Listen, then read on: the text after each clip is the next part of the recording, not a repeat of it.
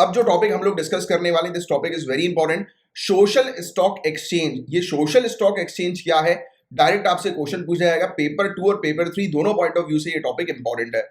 तो social media platform पर stock से संबंधित सुझाव देने वाले अपंजीकृत सलाहकारों यानी कि अनरजिस्टर्ड एडवाइजर पर सेबी की कार्रवाई के समर्थन में सरकार सामने आई है। सेबी क्या कर रही है गाइस आज की डेट में कि काफी सारे लोग ऐसे हैं जो यूट्यूब पर, फेसबुक पर, ट्विटर पर, सोशल मीडिया पर इन जनरल ये लोग क्या करते हैं, ये बताते हैं कि कौन सा स्टॉक मतलब कौन सा किस शेयर, कौन से कंपनी के आप शेयर परचेज कर लो जिससे आपको बेनिफिट मिलेगा। तो इस प्रकार की एडवाइस देते हैं और ये लोग जो एडवाइजर्स जो होते हैं ये अनरजिस्टर्ड होते हैं, ये अनरजिस्टर्ड एडवाइजर्स हैं। इनके पास कोई भी अथॉरिटी नहीं है इस प्रकार से स्टॉक से रिलेटेड एडवाइस देने की और ये सोशल मीडिया पर एडवाइस देते हैं। काफी सारे बड़े बड़े जो चैनल्स हैं ये क्या करते हैं, कई बार जनता को, पब्लिक को इन्फ्लुएंस करते हैं, जो कि स्टॉक मार्केट के लिए बिल्कुल भी हेल्दी नहीं है, बिल्कुल भी ठीक नहीं है। इसी चीज के लिए कार्रवाई करने के लिए सेबी जो है वो एक्शन अब लेगी और इसी चीज पर गवर्नमेंट भी सपोर्ट कर रही है कि सेबी इस प्रकार के से जो अनरजिस्टर्ड एडवाइजर जो है उनको हटाएगी, उनको खत्म करेगी, उनके खिलाफ कार्रवाई करेगी। जो काफी सारे जो सोशल मीडिया प्लेटफॉर्म हमें देखने को मिलते हैं जैसे यूट्यूब, ट्विटर, टेलीग्राम, राइट, यहां पर एडवाइजर्स हैं जो कि सेबी के पास रजिस्टर्ड नहीं है और ये अपनी एडवाइस देते हैं स्टॉक मार्केट को लेकर, राइट। और सेबी जो है वो इसके ऊपर अब कार्रवाई करेगी, सख्त नियम जो है वो लेकर आएगी ऐसे अनरजिस्टर्ड, अनऑथराइज एडवाइजर्स के ऊपर कार्रवाई करने के लिए कुछ रूल्स, रेगुलेशंस, एक्शन जो है वो लेगी अब सेबी। और आपको बता देगा इसकी प्रपोजल रखा गया है कि सेटअप किया जाएगा सोशल स्टॉक एक्सचेंजेस को। किसको? सोशल स्टॉक एक्सचेंजेस को प्रपोज रखा गया है कि इसको जो है वो लाया जाएगा। और ये प्रपोजल रखा गया था बजट 2019 में और सितंबर 2019 में सेबी ने एक वर्किंग ग्रुप जो है वो कॉन्स्टिट्यूट किया। टाटा ग्रुप के जो चेयरमैनशिप के अंदर हम लोग को इशहाद हुसैन देखने को मिलते हैं, तो उसके अंडर एक वर्किंग ग्रुप बनाया गया कि working group social stock exchanges कैसे ऑपरेट करेगा, उस पर अपना सुझाव दे, इस पर अपना रिकमेंडेशन दे। फिर सितंबर 2020 में सेबी ने सेटअप किया एक टेक्निकल ग्रुप को, क्योंकि उसको लगा कि इसको और भी ज्यादा एक्सपर्ट एडवाइस की आवश्यकता है, क्लैरिटी की आवश्यकता है, राइट, कि जो वर्किंग ग्रुप का जो रिकमेंडेशन था उसके ऊपर और एक्सपर्टीज करने के लिए इन्होंने टेक्निकल ग्रुप भी जो है वो सेटअप किया सितंबर 2020 में।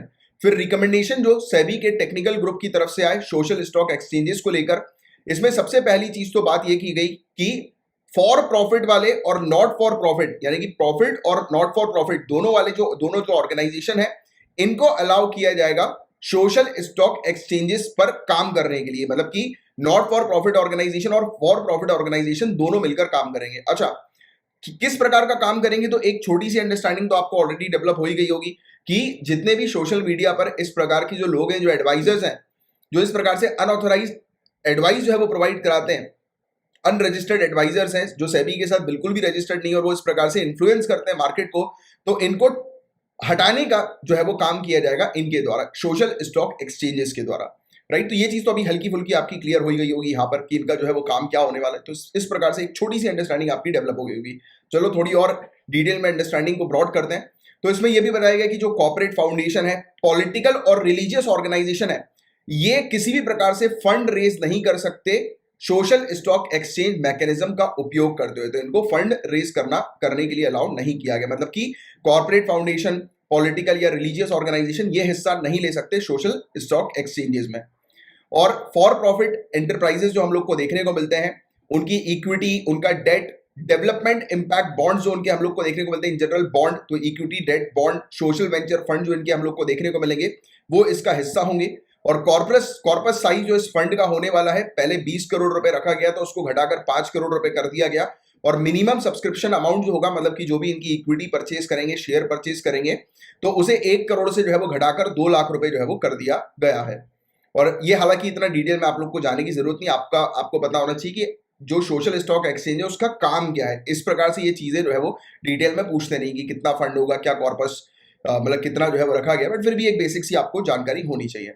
अच्छा, क्या क्या एक्टिविटीज जो है वो इनकी होने वाली है, जो आइडेंटिफाई करी है नीति आयोग ने, और इवन सस्टेनेबल डेवलपमेंट गोल्स के अंदर भी ये चीज हम लोग को देखने को मिलती है कि काफी सारी एक्टिविटीज सस्टेनेबल डेवलपमेंट गोल से लिंक करते हुए जो वो शामिल की गई है, जैसे कि हंगर को खत्म करना, पॉवर्टी को खत्म करना, माल न्यूट्रिशन, इनइक्वालिटी, जेंडर इक्वालिटी को प्रमोट करना, किस तरीके से वुमेन और LGBTQIA+ कम्युनिटी को एम्पावर करके उनको सशक्तिकरण प्रोवाइड करा के ट्रेन करना और प्रमोट करना रूरल स्पोर्ट्स को, स्लम एरिया डेवलपमेंट और अफोर्डेबल हाउसिंग जो है वो प्रोवाइड कराना, ये सब एरियाज है जिनमें ये इन्वॉल्व होंगे, सोशल स्टॉक एक्सचेंजेस इन्वॉल्व हम लोग को देखने को मिलेंगे।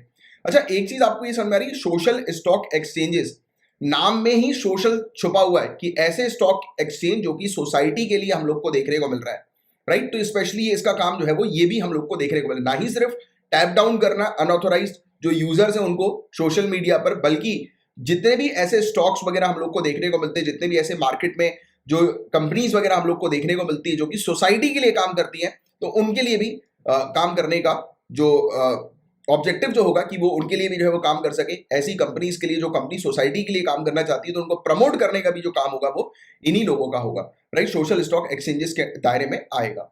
और तो अब एग्जैक्टली हम लोग समझते हैं डिटेल में कि ये जो सोशल स्टॉक एक्सचेंज है वो है क्या। अभी तक तो आपको पूरा आइडिया लग चुका होगा कि सेबी आज की डेट में किस डायरेक्शन पे काम करने वाली है। तो ये न्यू कंसेप्ट है गाइस, एक नोवेल कंसेप्ट हम लोग को इंडिया के अंदर देखने को मिल रहा है। इसमें फोकस जो किया गया है कि प्राइवेट और नॉन प्रॉफिट सेक्टर ये क्या करेंगे, इनको जो है वो हेल्प की जाएगी। प्राइवेट और नॉन प्रॉफिट सेक्टर को किस तरीके की हेल्प की जाएगी, तो प्रपोजल के अकॉर्डिंग सोशल स्टॉक एक्सचेंज जो है, ये जो स्टॉक एक्सचेंज जो हम लोग को बॉम्बे स्टॉक एक्सचेंज या नेशनल स्टॉक एक्सचेंज का देखने को मिलता है, उसी में ही लिस्ट किए जाएंगे ये वाले स्टॉक एक्सचेंज भी। और ये किसके लिए होंगे, सोशल वेलफेयर एंटरप्राइज और नॉन प्रॉफिट के लिए।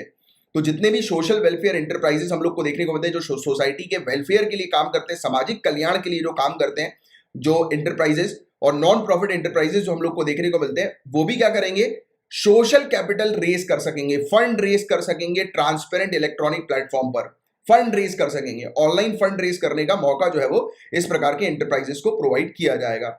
ये सब रिकमेंडेशन अगर इंप्लीमेंट हो जाते हैं तो इसमें काफी ज्यादा फायदा जो है वो मिलेगा।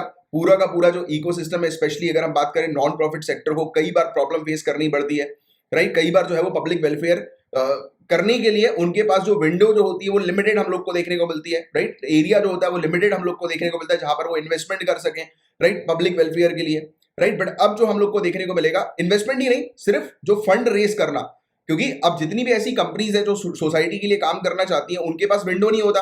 अब आप खुद समझो, इस चीज को बहुत ध्यान से समझिएगा। स्टॉक एक्सचेंज में जैसे कि अगर हम बात करें एनएससी या बीएसई की, अगर हम लोग बात करें बॉम्बे स्टॉक एक्सचेंज या नेशनल स्टॉक एक्सचेंज की बात करें, तो इसमें कंपनीज के नाम मेंशन रहते हैं। लोग बाग ओपन करते हैं और कंपनी पर अपना शेयर जो है वो परचेज कर लेते हैं। But what about those companies, those enterprises जो कि सोसाइटी के वेलफेयर के लिए काम करना चाहती हैं, उनके लिए तो कोई विंडो नहीं है।